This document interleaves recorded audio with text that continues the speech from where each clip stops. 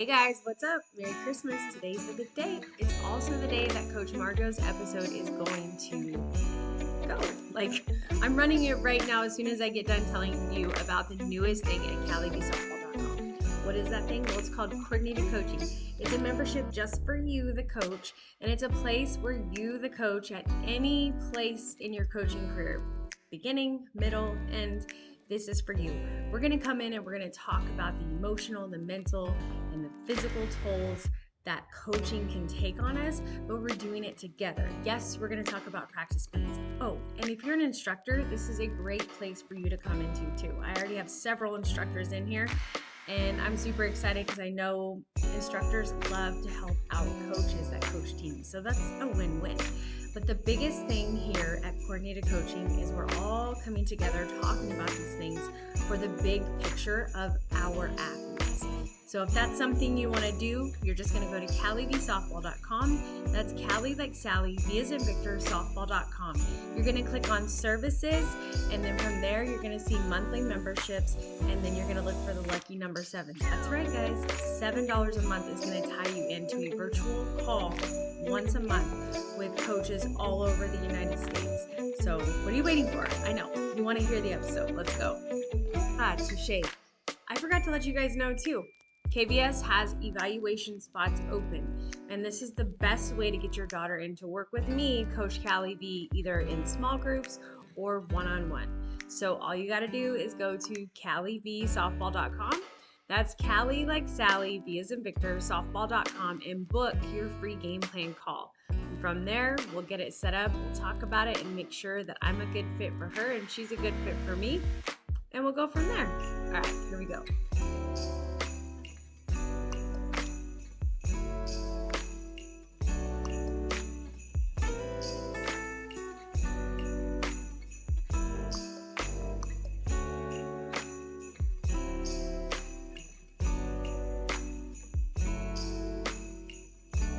What's up, everyone? It is Coach Kally V, and this is the Kally V podcast. In today's episode, I am bringing somebody who I've admired from afar, but actually got to meet her in person out in Kentucky at the NFCA convention this year.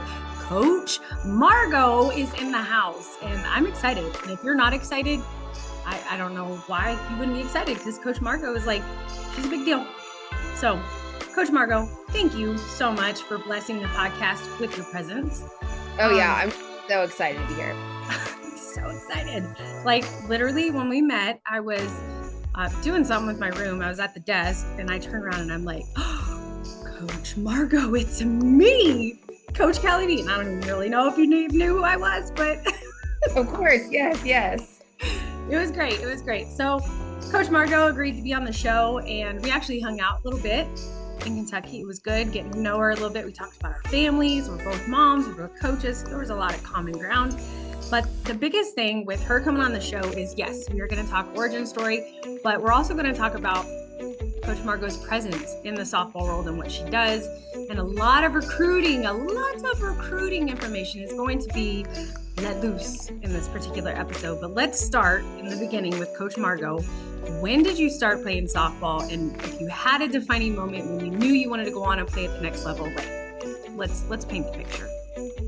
Yeah, so I started playing softball when we were younger. We played Little League because there wasn't any type of there was 10U and maybe some 12s, and then it was like straight 18s in the select worlds or club worlds. So you played basically Little League until like middle school, and that was really great and fun because all your best friends were there, and you were part of the community, and we had a blast. Right. My dad was a huge influence on, one, my success, and two, just staying like in it to win it kind of thing. He was not only like kind of my compass when it came to like putting the work in, but he also made it really fun. And it also just helped our relationship as like a father-daughter. Played all the way up until obviously high school, started the recruiting process. To me, it was a no-brainer. I gave up so much stuff to play softball, not only like in high school, but going, trying to get recruited, go to college. And it just didn't faze me. I just didn't really care to miss homecoming because I had a softball tournament. To me, it was just what I had to do. And I was totally fine with it. And that's not everyone, but I was, I guess hardcore, right? Um, at that time, it was a lot easier to get recruited than it is now. There wasn't as many girls playing. And the Ronald McDonald was not at 7 complexes, it was at 1. And I would say there wasn't such a heavy presence of like monopolies of organizations. So for instance, like there were like, Texas Elite and Texas Glory and like all those teams, but you didn't have to be on those teams to get looked at Division 1 level. This is when you were like sending your video in the Yes, mail. VHS. Yeah, like like the whole thing, right? And they still sent marketing material during that time. And I have a whole binder of like just letters, you know what I mean, that I got from colleges. And we hired a recruiting service to help us help us through the process. And a lot of that was the academic stuff, like what I need to do, when I need to take my SAT, who was available. They were doing all of the communication outside of like the softball stuff.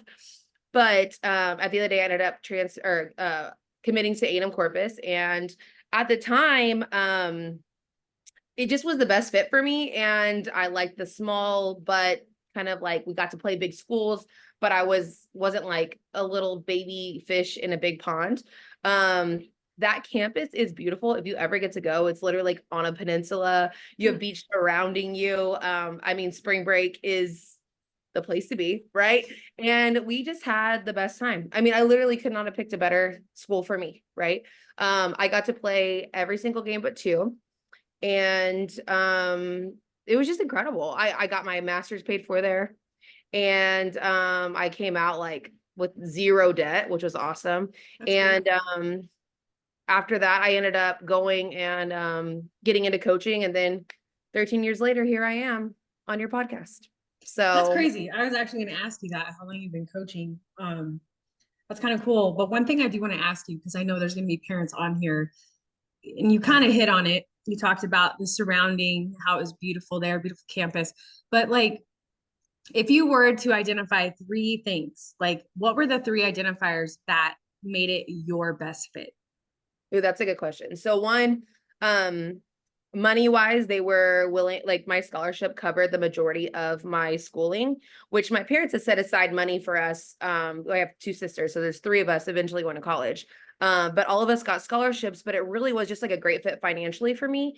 And then academically, I was going to be a business degree with a master's program and with marketing, like an undergrad in marketing. And they were talking about building like a business building and all this stuff. And they were kind of sinking money into that program. So that was also like a key factor, like what I wanted to do in the long run. Mhm. And then the other thing was they were going to let me hit. I was a pitcher and they were like, yeah, you can definitely hit. And I ended up just hitting for the pitchers that didn't hit. And then I pitched when it was my turn, plus hit for myself. Yeah. And I think I should have done a little bit more research in regards of like win-loss records, like travel time, but like I didn't really care because those 2 huge things, right? Money and my degree. Plus, it was only 2.5 hours away from my parents' house. So, and I knew for sure that I didn't want to be a day car or a plane like right away. I wanted to be closer so I could go home whenever I wanted. And my parents got to come see me play every time. See, So that's huge. yeah. So my parents were literally at almost every single series, home series for sure. And then we played at Texas State, which is right down the street from my parents' house, like the highway, right? We played at UTSA, which I grew up in San Antonio. And so it just made sense, And I didn't know if I really cared if it was Division 1 or not. I just knew that I was going to get to play. They needed me immediately. And what else could you ask for?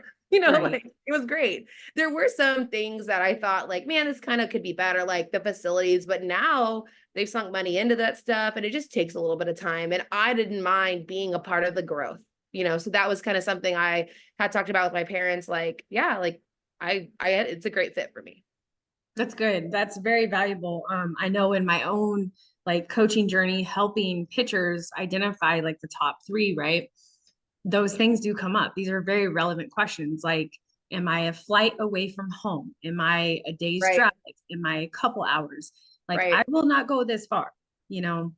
Because I feel like anymore, there's, I would say there's more schools to choose from. Like there's more players, there's more schools.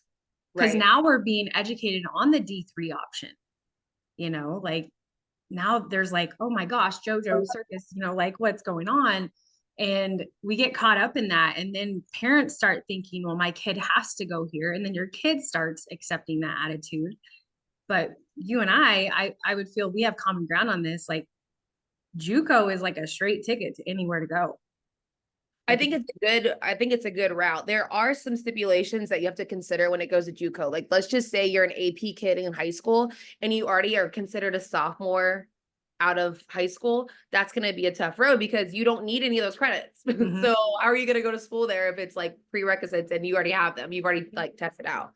But if you don't and you want to go there, I would definitely do research on where those girls are going after that junior college to see if any of those schools you would want to go to, because it's not like people are reinventing the wheel every year. They're going to go with who they know, where they can plug those girls in and where their connections are. No, I love that. I know, for instance, my senior this year that committed JUCO, there was a D3 that was just going after her hard, and it always came down to if she went with them, she would be locked in, and there was no guarantee that if she did go back into the portal, that all of her credits would go with her. Yes, yes. And there's another thing about that I learned this at in Louisville.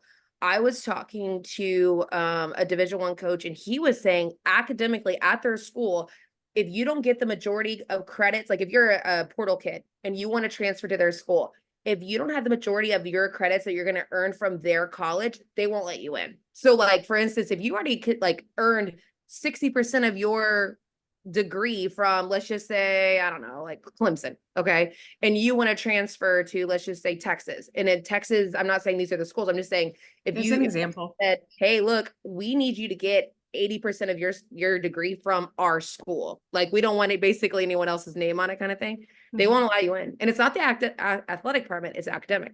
Yeah. So that's a huge thing that people don't even, I didn't even know that, right? Like dang, like some people are saying, no thanks, we're good, like y'all can keep your credits.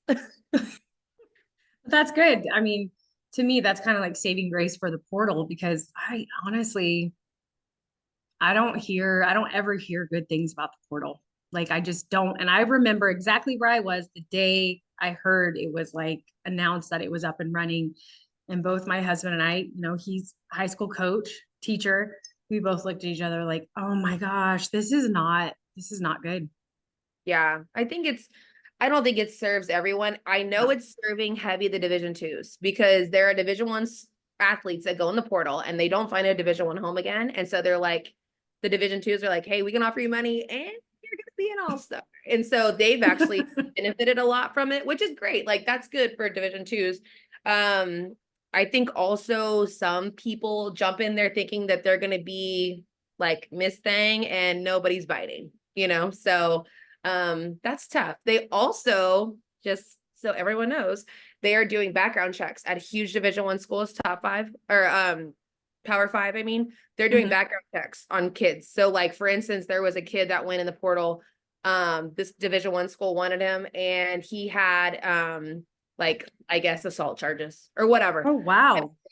So that kind of Wow. stuff. Anything like he said anything with like physical abuse, whatever that is, or like racial issues, in that background check or background research and Hmm. private guest in hiring and private investigators, they won't take you. So Dang. So yeah, not only do kids gotta, walk that line in that concept, but let's talk about social media concept. right, right. Like So I this is feel like we're thing. always telling the kids like don't have the spam account. Like there are D1 schools that have money to hire PIs to go in, hack the system, and find all your snaps that you deleted. Yeah, I don't know about the snappies, but I do know that they are also like doing a ton of work. Like the big thing is like, do you follow them? Do you tag them in their stuff when you're trying to get recruited? My philosophy is it won't matter unless they're interested in you. So if Right. they're interested in you and then you're going and posting like half naked pics, like in a bathing suit trying to get all this attention from boys, what is that telling that college coach? Are you going to be an issue later down the road? Are you going to be a distraction or distracted by somebody else that's even not on the team, to perform? And their jobs are on the line. So they're like, there's too many people to pick from now. So you have to be on your best behavior. Well, and it's tough because I know you see it too. There are D1 players out there that post pictures like that, but they're already playing D1. Right.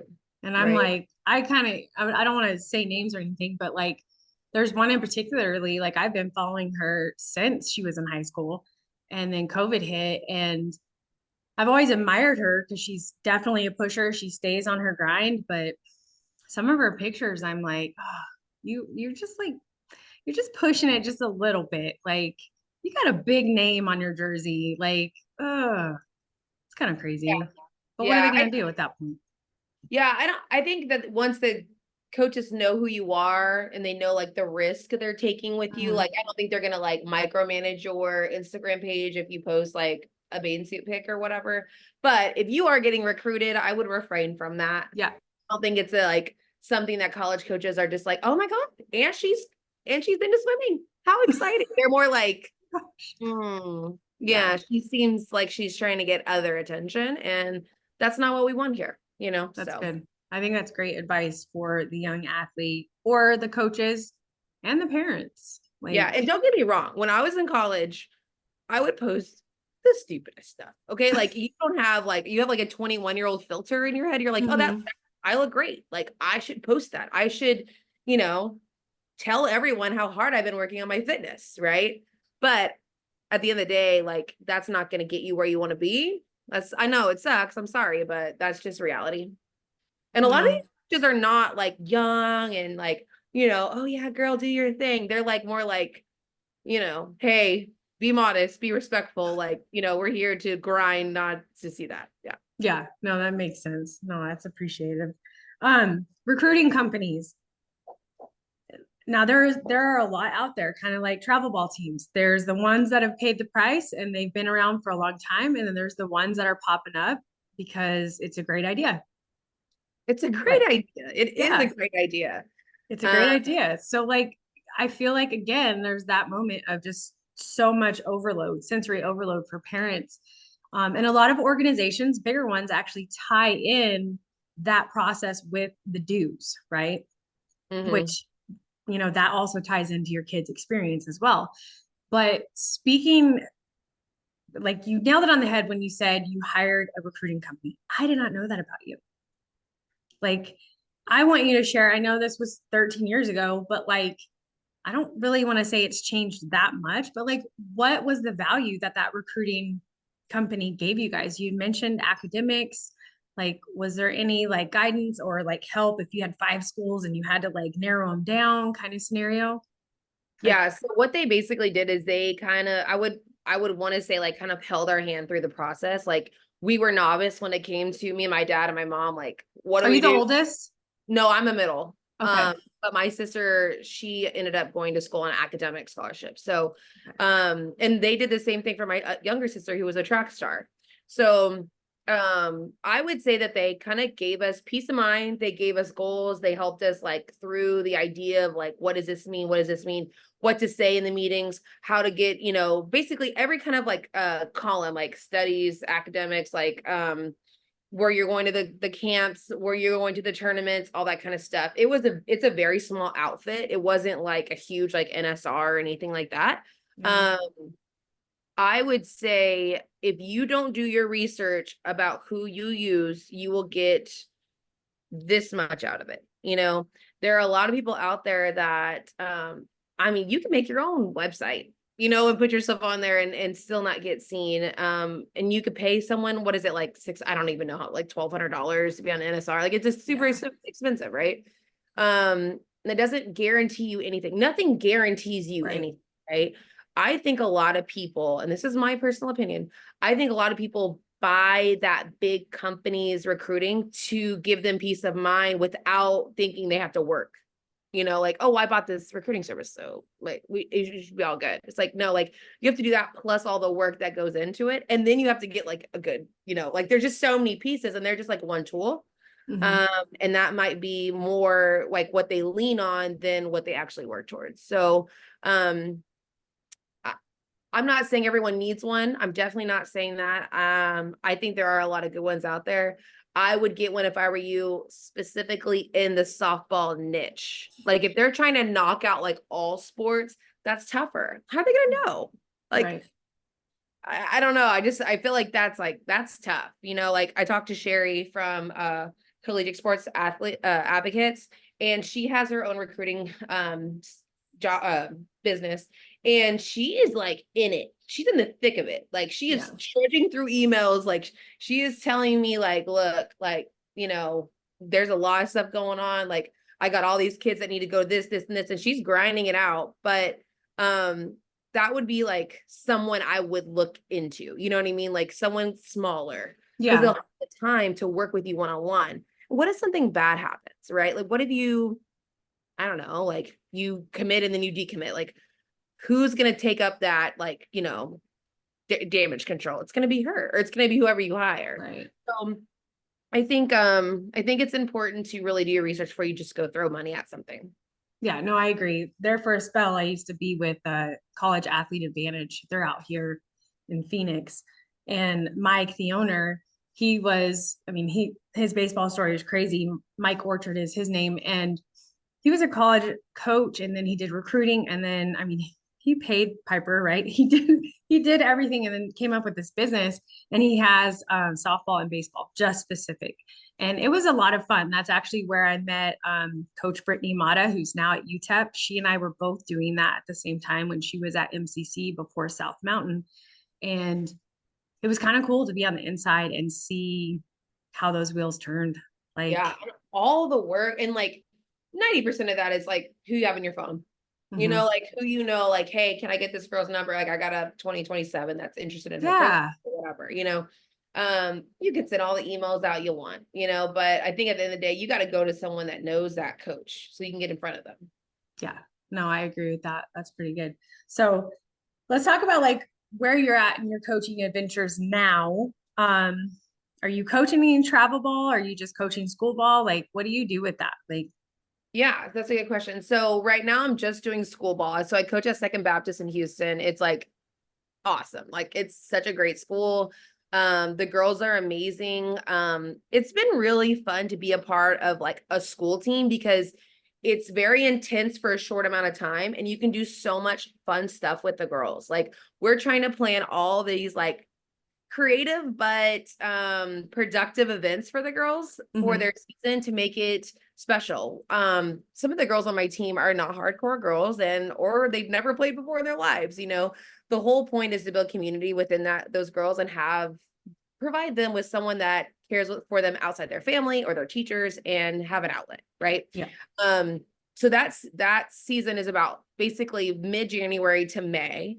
And in the summer, I won't be doing like a select team or anything like that. That grind is so easy to get into and so hard to get out. Like yeah, you make these like connections with these girls and these parents and you love them and they love you and they love my kids. And then I'm like, I'm overwhelmed. Like, I can't do it. There's too much time, you know, like you're literally at the fields every other weekend, you know, and that's what you have to do. And I get that. I just don't see that in my schedule right now, yeah. especially with all the fun stuff going on, like individual. I do like private instruction. We do camps on like the summertime, like we'll go places and do camps, which is super fun. Um, I do love the select like scene though. I love going out there. I love seeing the girls. It's a totally different vibe, like high school Yeah, ball to select ball, you know. yeah, But I do think that my ambition for this platform and for other like social media posts is just to like bridge the gap between the parent maybe that just started or the parent that's on their 16th season and make sure like they remember, dude, this is just a game. Like it is not amen. life or death. Like relax. Yes, yeah, So that's kind of the goal there. I think also like with my limited time, of course, like being a mom and all the things. Um, and I can do more stuff and impact more people posting and doing camps than I probably could just with one team. yeah. It's tough. Like, I just stepped away the beginning of November from a group of girls that I've been with for 3 years and coaches. Like Yeah. it was tough. It was one of the hardest things I had to do. And, unfortunately everybody they want to blame somebody for, any disruption in their life. And I'm very grateful the girls, they still message me and they're like, Coach, I miss you so much. And they'll post pictures like best memory of 2023. And it's like a selfie I took with the girls, like straight to my heart, right? But like you nailed it on the head when you said you get so connected to them and they know your kids. Like Mhm. back here, that's my husband. And this is our oldest. This is when he was playing in high school. This was at the Chase Field, D-backs. So at the high school he coached at before, they got to bring the boys down and play against another school in that field, Yeah. in that whole stadium. It was awesome. And then down here, that's my middle. He was so short there, and that's one of his best friends. These guys, like this one was potty trained by a lot of the team players that he used to coach at this school. Yeah. They Yeah. grow up on the field. Like I have pictures of some of my clients when I would be working with them in pitching. They would snap a picture of my daughter, like just dirty playing in the dirt, and they'll send it to me to this day. Like this was one of my most favorite memories of your daughter. Like, Right. and then when you do walk away from something like that, like, oh, it's tough, but it's a grind. You are so right.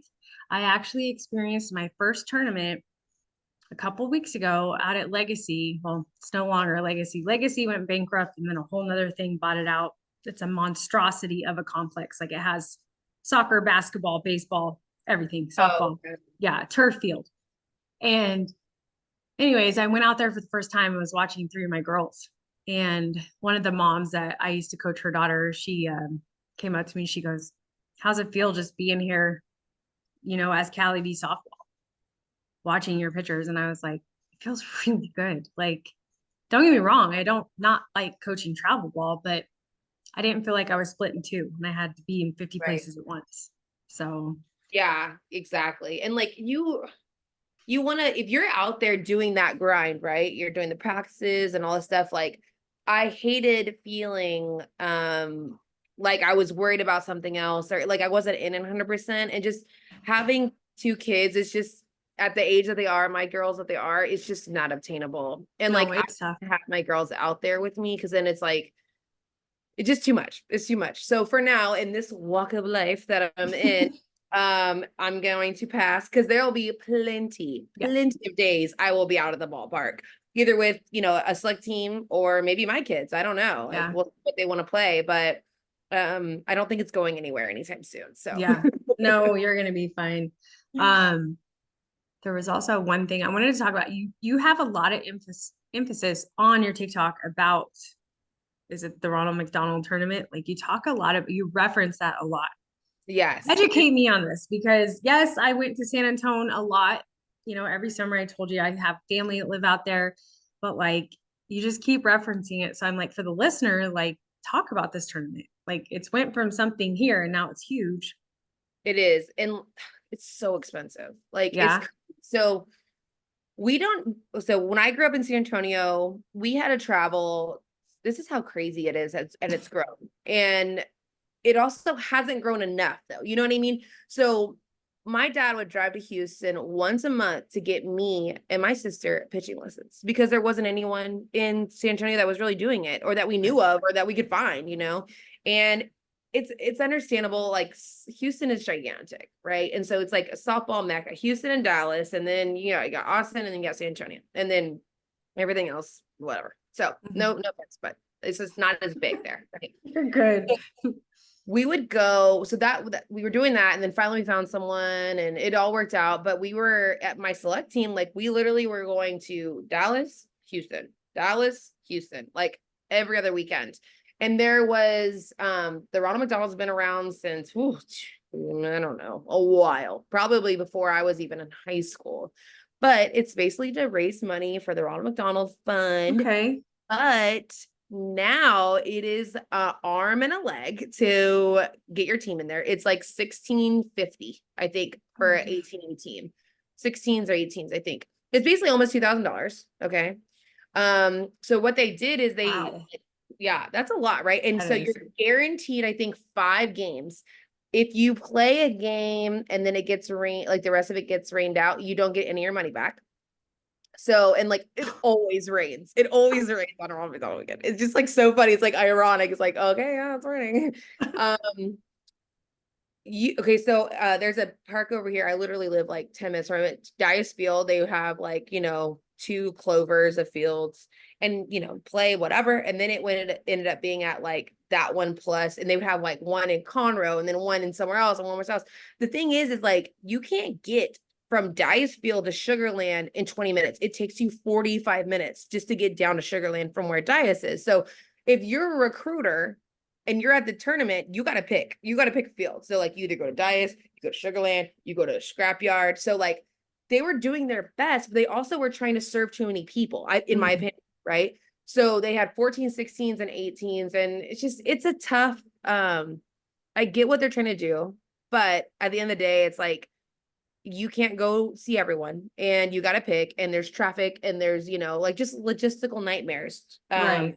But it is a really big tournament that people use to get recruited, especially in the Texas area. So Yeah, it sounds a lot like the Sparkler as well as Nationals. So AFA Nationals is in St. George, Utah, and then the Sparkler's always in Colorado. yeah, I But went to the Sparkler, and that was a great one to get recruited at too. I mean, you like literally could walk around. I saw A&M's coach, like I saw Patty Gasso's son there. Like, I mean, that is a really great. It's also expensive though. Like yeah, it you is. have to pay for that experience. And so, yes, I think if you're and there's also a really great one in McKinney, like Texas, like right Mhm. outside of Dallas. They have great tournaments there too. And they have really nice complexes. They're all concrete. They have like a warm-up area right there. Like it's one of the nicest ones I've ever been to. Hmm. That sounds good. So kind of sounds like Big League Dreams. I don't know if you've ever been there. I know what you're talking about. Yeah. Okay. So we Yeah. have one here, but it's now owned by Cactus Yards. It's weird, but all concrete, all the jazz, has restaurants like in the middle of the clover. Ooh, we don't Oh have yeah. that. That would be Yeah. nice. Yeah, it Yeah. has restaurants. They like do everything to the nines there. It's pretty cool. Like if you're a coach and you're going to be there all day, or if you have kids, you can get them out of the heat because it's hotter in Hades here in the Oh my summer. God, it's so hot. Yeah, it's so So, hot. but let's talk about experience. As we start to wrap this up, we were talking earlier about the name on the front of your shirt. Like, yes, we want our kids. Like, I know you as a mom, and if your daughters get the itch to play, you're going to want them to play on a team that's not only going to serve them as a person, but also have that fast track to college. Like, let's talk about the experience because you and I both know the teams that go to these tournaments are these big ticket teams. Mhm. So again, you said it's expensive to get in these tournaments, and that's just the pay to get in there. We're not even talking about what it costs a year just to have this on your shirt. Right, right. And that's kind of crazy. My dad said he spent, I think he said $1,500 a year in dues, which was like nothing. That's a month for some Yeah. teams. And $5,000 total in like travel and like all the things, like that was obviously a long time ago. I get that inflation, blah, blah, blah. Right. Yeah. So I will tell you this. Okay. So when I was right out of college, like I'd moved back to San Antonio, and this girl, Priscilla, Pomp at the time, Riser now, was like, hey, I'm having a team. Do you want to coach the other team, basically the B team? And I was like, sure, that sounds great. So we were called the Clash. All right. And we had a lot of great girls. A lot of our girls were actually from Bandera Yeah. and Bernie area and whatever. They were grinders. They were awesome. We had a great time. We won some games. We definitely lost some, but we definitely got better. Okay. So then they decide that they are going to join the Firecracker organization. Okay. So we paid, so crazy. We paid $25 a girl per month for I don't know how long. Okay. The level of play that we were supposed to be at, the level of play that the girls were going to play in college, it did not make sense for us to be a Firecracker team. Okay. So what happened is like we were the San Antonio satellite organization. Okay. Okay. Then the guys from Dallas come down and they're like, hey, like we're all going to be together. We're going to join. And I just got like, no, I'm not doing that anymore. Like, to me, it's like I'm doing all the work. I'm not getting anything but a t-shirt with an F on it. And my girls are not going to go play Power Five. Like they weren't those girls. Totally fine. But why am I going to spend 25 extra dollars of my parents' money to go to some, like a firecracker organization? I think it's important for people to understand if you can define your level of play, you can save so much money. If you think your kid is Division 1, she has to be on that team. Like she has to play firecracker. She's got to play, bombers, whatever. If your kid, like a lot of our kids were JUCO Division 3, I had a Division 2 girl. Okay. And then the rest were just like, hey, I'm going to play. Like, I don't really care. Like, I'll try. And all of them got recruited. Now, a lot of them were JUCO, a lot of them were Division 3, and there were, I think, 2 girls that were Division 2. Wonderful. Nothing mattered. It said firecracker hurt on it. Nobody knew, like, no one knew. I was doing everything. I was going up. My parents were doing all the work too. Like, we were all a team effort. Mm-hmm. Ended up taking off the F shirt. I ended up making my own team. It was called Hurt You, whatever. And we got all those girls recruited and it all worked out. I'm not saying that everyone can just make their own team and get people recruited. There's so much work that goes in between that, right? Yeah.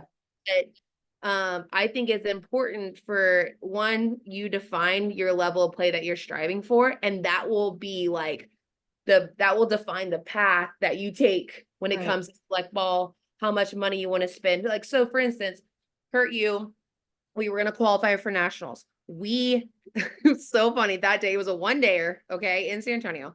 We ended up losing the first game. Okay, we're like, oh my God, it sucks.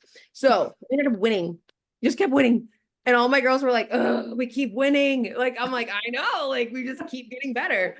So we ended up being like basically the team to go in the championship. Okay.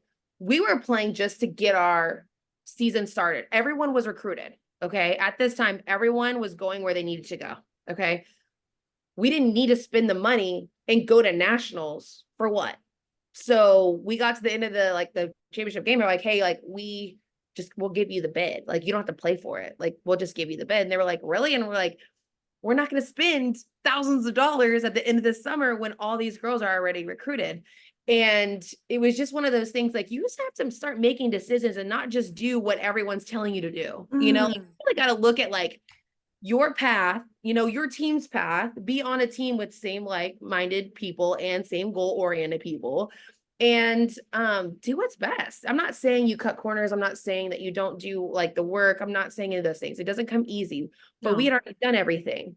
So we didn't need it, and these parents have already spent the money that we need to spend in their junior year. We went to Colorado Sparkler. We went to the Ronald McDonald. We did all that stuff. We fundraised the money. We grinded those weekends, So it was nice that our hard work had paid off. And I think it's important to note that it wasn't just me. It wasn't just my guy that was taking the money and helping me with like that admin stuff.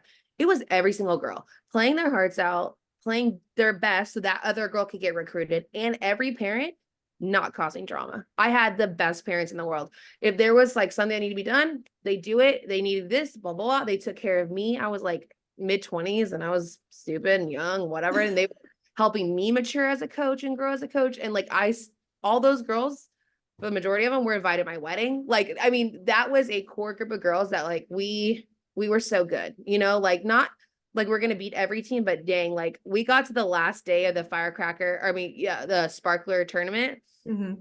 We were just playing well together. Our pitchers were hitting their spots, we were hitting the ball well. And we were like, we're not even supposed to be here. Like, these are like all like the top ranked teams. Like, we're not even supposed to be here. And we ended up losing like that first game, like Sunday. But I told them, I was like, the idea is that like y'all worked so well together that you earned it, like whether we lost, whatever, but like how much fun did y'all have? And they were like, dude, this is really fun. And I'm like, that's what it's supposed to be like. So Yeah. Good for us. Well, and I think that like I really hope a coach who might be struggling with kind of their place in the travel ball world, I hope they listen to this, because when you said identify like your path, because I feel like nobody's doing that. They're seeing travel ball as a business now. Like, hey, if I start this organization, I can get this team off the ground, and that's, whatever your dues are times whatever roster. If you have 13 or if you're bold Right. to go with 15, like I think they see it like that. And then they want to be in those bigger tournaments and compete, but they still have developmental players. Yeah. And that's a lot down here. That is so much down here. Like it sucks because I know these coaches down here, the good ones, I know they're in it for all the right reasons. And the ones that make the hair stand up on the back of my neck, I know they're in it for all the wrong reasons. Like they're not in it to make sure that their girls have fun. They're in Right. it to basically show their sword and rah, like it's yeah, yeah, you get the metaphor. You So, know, but they need to understand that. Like you have to identify number one, your why. Why are you coaching? Why are you coaching a group of girls? Like what is this coming from? Um, Number two, what is going to be the end game? Like I feel like in a way you almost just created like a mission statement for your younger self, your younger coach. You really did. You kept it at the forefront. I think also when you realize like to be humble enough to know like, hey, I can't do Mm, this by myself. I need help. I am not the best, right? Like I need to ask questions and have good mentors. And my coach that coached me is like the grandfather of softball in San Antonio. Like he is just like this old man that just like he's knows everyone. You're like, hey, Coach D, and they'd be like, yeah, I know Coach D. Yeah, he's a great person, and he'd always give me like great advice when I was trying to start all that up. And I think just being like a humble servant to those kids and not making it like, oh, we won, like oh, we beat, like I beat them. It's like, no, dude, like, dang, you're pitching awesome, like you're yeah. killing it, and it was funny because like there are games that we would line up with, and we kind of knew the teams. And there was this one team that had beat us like so many times. And we ended up like beating them by like a hair. And you're just like, dude, this is awesome. Like, Yeah. we good. And I'm like, yes, y'all are good. Like, please believe what I say every day. So I also do believe that, and this is kind of like a fault of everyone, but we played so long together, like 16s 2 years, and then 18s. And then, there's going to be those like 2 here left to add one, and Yeah. whatever. But the core was together. Not only did some of them play on the high school team together, like they played at their high schools together, but they played on that team with me together. And it just was, I want to say, like the camaraderie, everybody liked each other. I mean, there's some girls were like, oh, that person's annoying me. I'm like, well, you're also 16 and you're You're rude. annoying too. So, yeah, you're annoying too. So um but I think what happened, and I heard this, remember when we were together, the guy was like, yeah, we practice once a month. We fly her in. She's on this, elite team, whatever the team's name was. Like, I don't know. Do you remember? I don't even remember. No. And she plays, and she's going to Ole Miss, or she's going somewhere really big. Oh And yeah. I remember. remember Yeah. that guy? And it's just, Yeah. there is just something about culture, like when Right. you're with the team. And maybe that's why I like coaching the high school so much. Is like you're able to build culture where you're just like, hey, look, like, yes, ball, stick, hit it, catch it, whatever. Hmm. If you don't know the ins and outs of that person you're playing, or you don't feel like it matters, like to pick that girl up when she struck out, like you're not going to win a lot of games. And I think that's what the select grind is lacking, is just like culture within a team. Yeah. No, I agree. I agree with that. I want to ask you though, what advice would you give to a younger coach who's maybe going through the tunnel of that building phase of you've got to learn how to win by learning how to lose? And that coach is constantly, finding themselves defeated because they're connecting their team's loss with how they're coaching. Mm. So, what could you offer that younger coach? Like, because to be a fly on the wall in those conversations, when you hear coaches break down on those type of moments, it's not cool. Like Yeah, like they're feeling pressure. You mean like from like maybe their parents feeling or pressure from parents, from other people in the community, because maybe this person is a really good coach, but very young in this aspect of the coaching career. right, Like, right. So a couple things. One, if you're doing club ball, I would definitely hire or get someone. You don't have to hire, it could be a dad, but like get someone that does all the admin stuff for you. So you don't have to worry about that stuff. It also separates you from the money. So there's nothing tying you to playing time because of this or that or whatever. So like I had a guy, both teams that I did, because I had the 16s and I had a 12U at the time. I had an admin guy and he sent out everything and he dealt with the money and he dealt with the schedule. Like I would tell him what I wanted or what we needed to do as a team. But at the end of the day, like that was just separate. So I could just coach, I could Yeah. go in and I could coach. I would also tell you, as much as you think you should do it by yourself or whatever, like get a great assistant coach or, assistant head coach, however you want to label it, who cares? But you can't call pitches, do the batter, like you just can't do it all. There's too much, Right. There's going to be sometimes like for sure, there's going to be sometimes you have to do it by yourself. But at the end of the day, like you're going to be a better coach because you have energy for your section of defense or offense, And if you're playing so many games in a day, it's like, dude, I'm exhausted. Like I am mentally spent because I'm having to like the mental load is too much. You're making all these short, quick Yes. decisions and you're just like, oh, yeah. So get yourself someone that you can one, trust and depend on. Like they're going to show up when they say they're going to show up. Like I have a great assistant coach. I have two great assistant coaches that second. And I got to meet one of them. yeah, I could tell her like, hey, we got to do this gigantic project and we have to do it in the next hour. She'd be like, where are the tools? So Yeah. I think that is important. I also would say that when it comes to like a win-loss factor, nobody cares. Like I always tell the girls, no one's gonna read about this game in the paper the next day. Like just go out there and do your best. So if you feel like, it's you, start asking people, start doing research, start finding out where you can get better as a coach. I mean, there's a billion books out there that you can read, right? But I would also say, like, I would start with the small victories. Like, did that girl swing better this game than last or this tournament? Did she have more confidence? Like that kind of stuff that you can kind of be like, hey, that, you know what, we're making progress, and then you can kind of stack those up. And then, it's not like you're trying to eat the elephant all in one bite kind of thing. Yeah. And, I mean, do you know what your record was? No, I don't either. And I mean, in select, you play so many games, like who cares, and winning does matter. Don't get me wrong.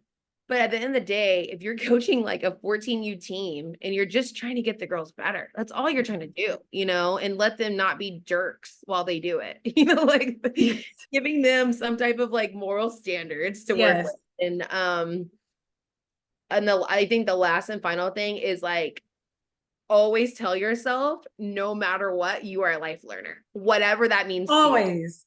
So like, there are times where I was extremely humbled by people or they were wrong. Right. And I was right. And like having that just like, look, either you can learn from the experience and interaction, or you can learn where you were wrong. Right. Like how to deal with people, communication, blah, blah, blah. Yeah, there's a lot of stuff that I was like, okay, that was not the right call, and you only have so much time to make calls. You know what I mean? Like this pitch or, bunt. I don't know. No, just swing away, and you're just like, dude, they're freaking 14. Like, let's move on, but that would be something that I even implement like every day, like even just, dealing with people, my communication skills. I always ask the girls, like, do you understand? Say it back to your own words. And if you don't, I'll say it again differently. And they try to, or they say it or whatever, and that really helps the communication line between coach and player. You tell one kid, like, put your hands up. Like, what does that mean to you? Like, yeah, like hands up. I don't know. So, that would be something. And like you said, like, I would just say, don't take your job too seriously. Like, you're out here as, even if they're paying you, you're still taking your time out of something you could be doing something else with and putting it into these girls, like yourself, like you are an example, you are, you love it. And if you don't love it, like regroup, but you need to remind yourself, like, dude, you're not perfect and you're not gonna make all the right calls. And, there'll be some games like, and I bet you've done it too, like, dang it, I should have bunted her there. Like, that was so stupid. You just like beat yourself up. You gotta like, learn from it. That's the biggest thing. Oh, it's so painful. It's so painful. Like, one of my good friends, he and his wife coach a travel team up north here in Arizona and Flagstaff Scrappers. And he's always told me, because I used to work with his daughter, he's like, you're a high accountable. He's like, you enjoy, I can't say I've always been like this, but as I've gotten older, my personality has molded into the type of personality of I am really good at what I do as long as I know what I'm doing. Right. Okay. But as an assistant coach, if you don't give me the backbone of how you want me to support you, I'm going to be running around everywhere, doing everything halfway, Yeah. you Yeah. know? So I think lifelong learner, geez, say that 3 times. I know. High accountable, like those are really good attributes to have as a coach. And, another myth I'm going to throw a thorn at and burst the bubble. Not all collegiate players make good coaches. Can they be one day? Yes, with training and experience. Right. But I feel like here, and maybe you experience it in your space in Texas, we get these girls coming out of ASU and U of A where these big box names will pick up these coaches and they're like, yeah, we all have a D1 coach on staff, former D1 coach on staff. And like she just graduated 3 months ago. Like, okay. Right. Like, but I think as long as you and I, coaches like us, understand this and we seek to keep dumping information out there and support these female athletes that were former D1 players, D2, D3, JUCO, and build up a better coach. Mm-hmm. Mm-hmm. Maybe they get there a little bit sooner. Yeah, and I think also like your people skills you have to work on every day, like parents, different types of people that Yep. I've had all the things. And I'm still learning how to communicate more efficiently in regards of like emails and not rushing it and making sure I'm calm when I write the email too. Cause I have everyone has like the 24-hour, I hope they do have the 24-hour rule. But Yes. when but the thing too is like when we talk about the Division 1 athletes coming out and wanting to coach, I would love to be like, hey, look, like I'll offer like a paid internship for you to come and help me coach. And then you can be a better coach and then you can go and grind out because I can tell you 10 different ways to make money. Like right now, I could take let's just say a girl that played college softball. I'd be like, look, this way you gotta do, this way you gotta do, this way you gotta do, this way you gotta do. And you can go make a amazing living doing that, right? I do think that people so crazy. They don't look up credentials, No. when it comes to coaches. And I think that's like a whoop, red flag, like obviously people do like background checks, hopefully.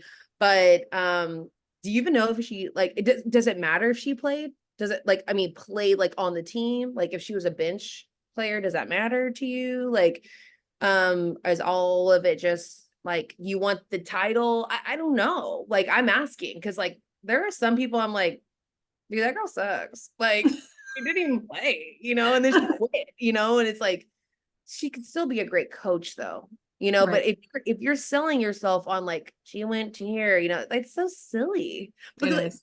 they might just be good and they might not be great at coaching because that Right. takes another skill set, Mm-hmm. That's good. We're gonna end on that. Whew. I don't know. I'm either gonna make this a two-parter or I'm just gonna aim for a whole hour because this is good, Marco. We should keep going. No. This is thick. Like I'm like, I people are do gonna think be that like, think about all the dads that are out there that are coaches man, that never played and they're good. Like, yeah.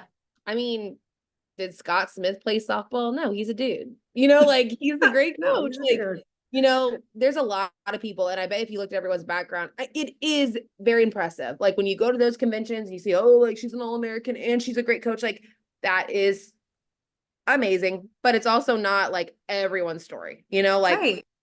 I'm no All-American. I just put my head down. And I started studying and working and trying to make the best, out of my time. And I just really like it. I think half of it's just like passion for the No, kids. 100%. Like I told Yeah. you, I shared with you my story, how my collegiate career got cut basically because of the blood clot and being on blood thinners. Like I was going D2 and they were like, you have a clotting disorder and you're going to be on blood thinners the rest of your life. You're done. Yeah. Yeah. That was a tough thing to deal with. But just because my career ended at JUCO ball doesn't make me any less of a coach. Exactly. Yeah. It's Well, like and I've been, like, how Go much ahead. more experience do you have coaching than you probably do now playing? You know what I mean? Like you've been in It's the game for so long, you looked at so many motions, right? Like, so okay. So yeah, you're trained. Like I could look at a swing and be like, okay, like I can do that, because I have a trained yeah. eye. Um, but what does that matter if you can't tell You them and can't transcribe it out. Yep. like, yeah. No, So I I think, get it. No, that's huge.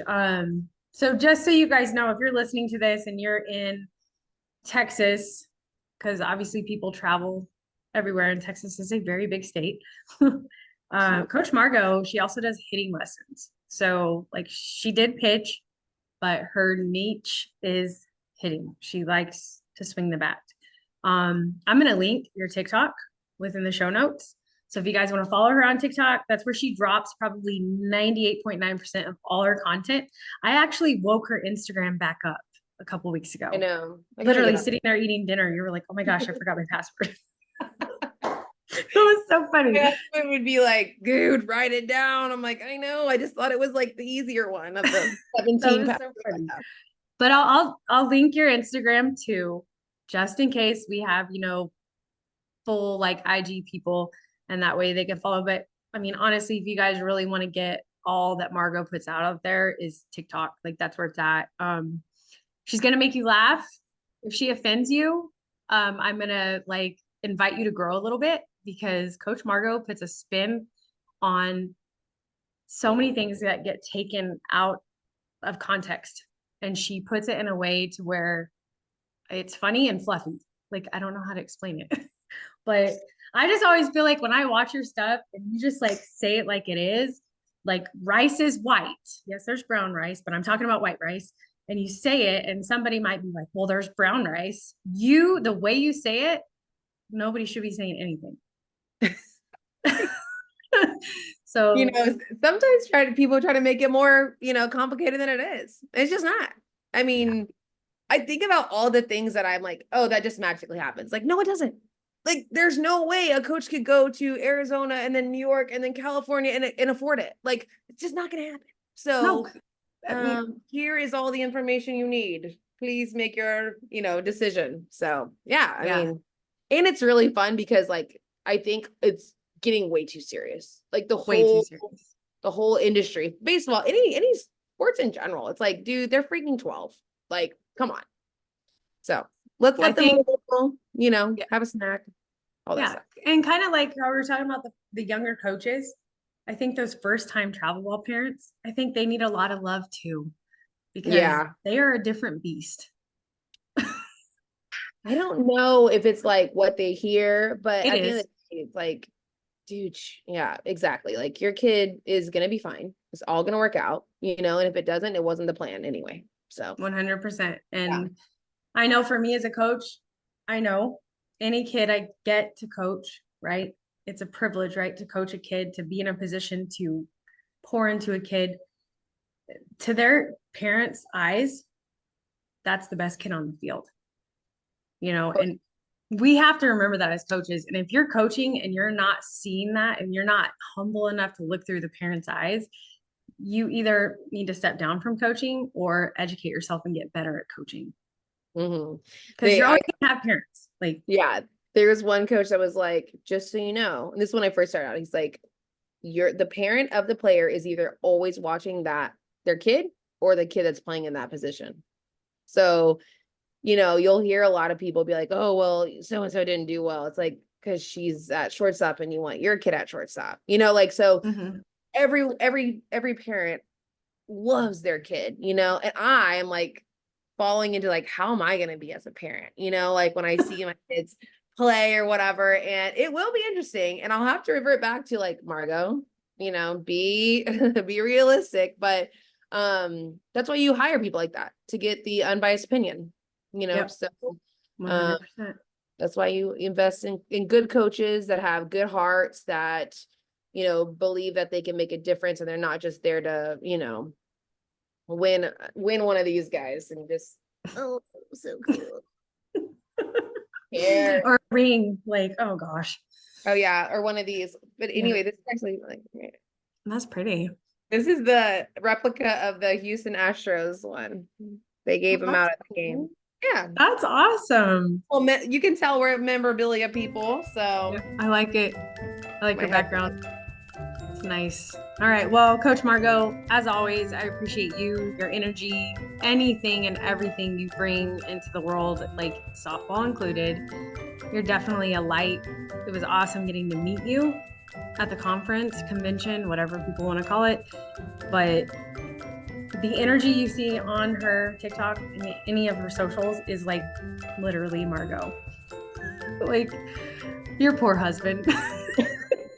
He's crazier than me. Oh So, no. yep. But I really thank you for being on the show. Of course, I had a blast. Thank you so much for inviting me. You're welcome.